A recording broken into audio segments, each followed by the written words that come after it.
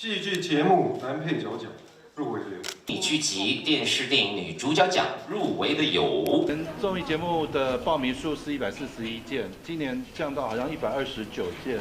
然后事实上，综艺节目其实的确是有在报名件数越来越少。那在这种情况之下，其实我觉得评审也很为难。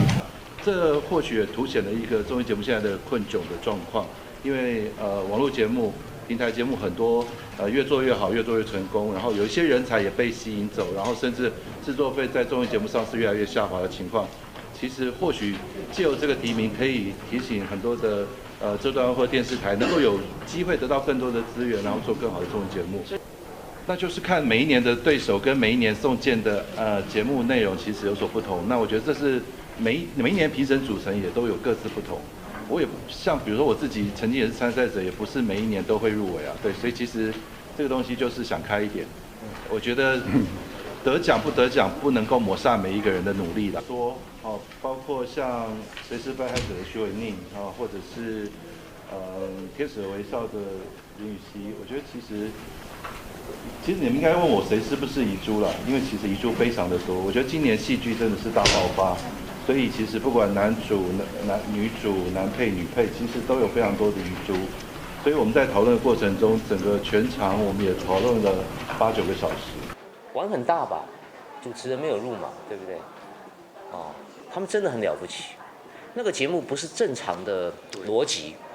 饥饿游戏这3个人的默契是我见证过的。你这一次在迷你剧集或者戏剧类都有看到同一个节目会有2个入围的情况，包括苦力也有2个入围的情况。那我觉得那当然就是以往大家可能会觉得说一个戏剧节目好，那或许男配女配或什么都只能入围1个。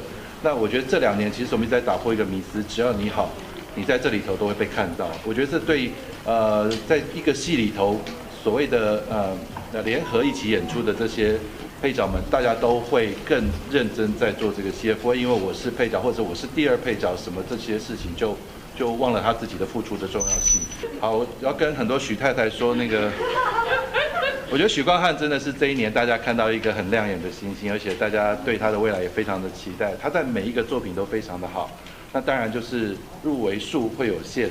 那我想他的好已经不需要靠入围数多少来肯定他了，而且在《想见你》里头，大家也都看到他既有魅力，你知道有时候表演好这件事情，还注意到明星魅力这件事情很难得。对了，爱妃也是很值得鼓励的。你看他之前有一部戏被大家批成这样。没有丧志，走到这一步啊，感动啊，很励志啊，我觉得特别要恭喜他。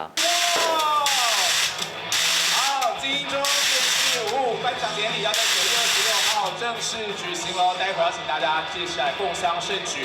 那么今天在这个记者会上也宣告，金钟5正式起跑。